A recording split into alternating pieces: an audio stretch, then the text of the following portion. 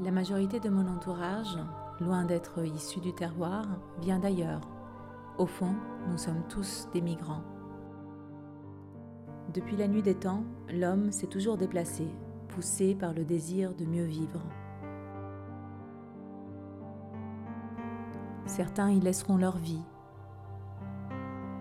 D'autres seront renvoyés chez eux. Et d'autres encore, qui atteindront leur destination, savent que leur existence ne sera pas forcément plus facile. Et pour ceux qui réussissent, le pari n'est pas gagné. Les habitants des pays d'accueil sont inquiets. Ils voient les migrants étrangers comme une menace.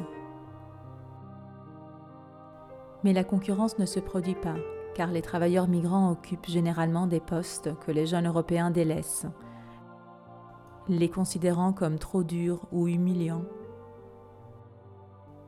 La méconnaissance de l'histoire et de la culture des pays non-européens alimente la xénophobie. L'immigré est perçu comme ethniquement, culturellement, religieusement ou moralement inassimilable. Tant que subsisteront des fortes différences économiques, politiques ou sociales entre les pays, les flux migratoires ne sont pas près de diminuer.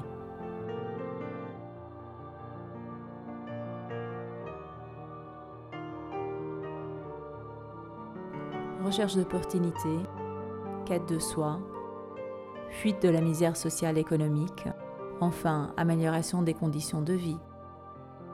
La solution pour l'Europe est-elle de se barricader derrière les frontières, telle une forteresse assiégée, ou d'adopter une attitude de tolérance, d'état de droit et de cohésion sociale? Réussir à intégrer ces gens dans notre société signifierait aussi comprendre leur réalité, leurs capacités et savoir-faire, leur culture.